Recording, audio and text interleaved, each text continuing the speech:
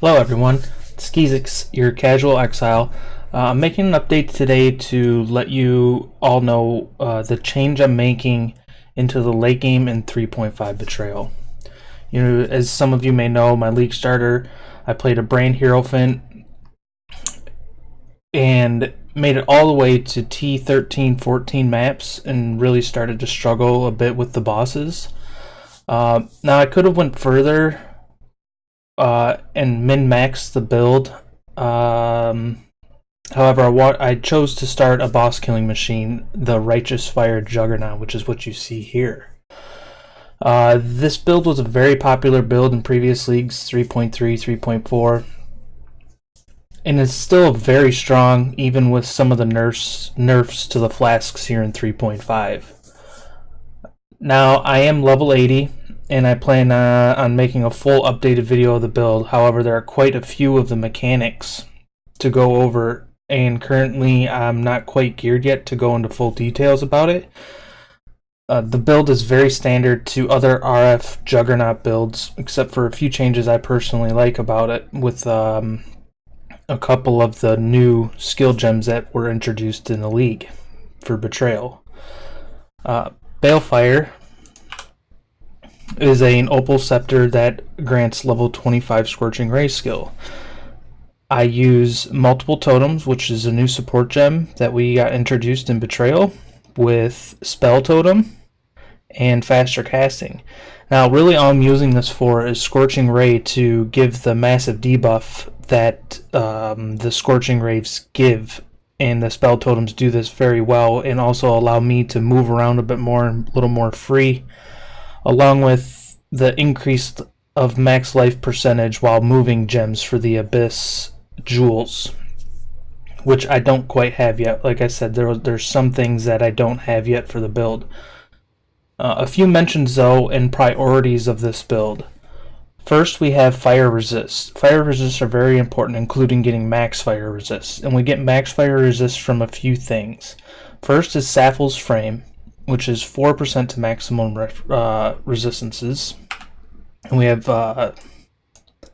Devotion passive skill in the tree. It gives, oh I'm sorry, it's not Devotion, it's Barbarism, which gives plus 1% to maximum fire resists. And then we also use Purity of Fire,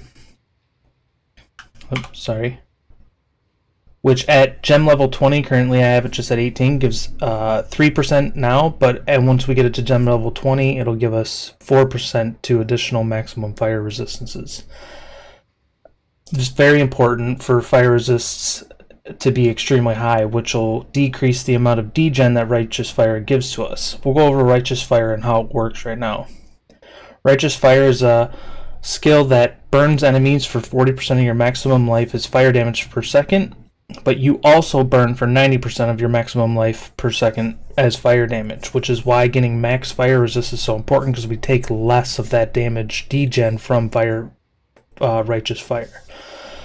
Now you use Val Righteous Fire because they're kind of combined, right? It's very important with this because it's a huge damage buff. It sacrifices 30% of your life and deals 178, probably higher with the higher gem level, of sacrificed energy shield life as fire damage per second. So basically triples, if not double, quadruples the amount of damage Righteous Fire does for a short second space duration. It's 4 seconds, but can be increased with increased duration, like efficacy or increased duration support gems.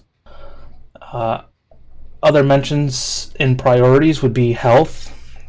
If we take a quick look at the tree here, we can notice that I take pretty much every single health node you can possibly get your hands on, coming down all the way to Golem's Blood, grabbing the full life wheel of Constitution, coming out of Marauder and into all the life nodes here, into Heart of a Warrior. We talked about Barbarism, into Devotion, up here to Discipline and Training, grabbing the Quick Recovery. And it's really nice because a lot of these nodes too give us one of the more important aspects of this build is max life regen, max life percent regen. So like quick recovery gives 0.8% of life regenerated per second. We come over here to combat stamina, which gives us 1% of life regenerated per second. We pick up these couple of nodes into the Scion starting area with life regenerated per second, which is also headed by Shaper, which is another 1%. So gaining life percent regen per second is very important. We even try to stack it on some of our pieces of gear that we're going to have. Some other very important notes about the build is elemental overload and elemental equilibrium. Now I'm combining the two together because they're both procced with the same skill, basically. Elemental equilibrium is very important for bosses. Completely demolishes their resistances to fire. But a couple of very important things we need to know about this is that it has to be procced by either cold or lightning damages. So we're using Stormbrand, which is an AoE lightning skill, new skill for the 3.5 Betrayal. And what it does is it hits the enemies and it gives them a debuff, increases their resistances to lightning, but decreases their resistances to fire by 50%. It's very important to know that you don't want to have any fire damage on your attacks when you're shield charging, or fire damage to spells, as this will pretty much negate the elemental equilibrium effect. Also linked with Stormbrand is increased critical strikes, which is going to allow us to proc our elemental overload pretty much 90% of the time. And we're also doing that with shield charge, which is giving us our fortify with faster attacks and increased critical strikes. So as we're shield charging around mobs, we're gaining elemental overload and proccing our fortify, making us super strong. And yeah, very, very, very good combo, these two here. This with elemental overload, your damage skyrockets by 40%, basically all your damage, because it's a multiplier.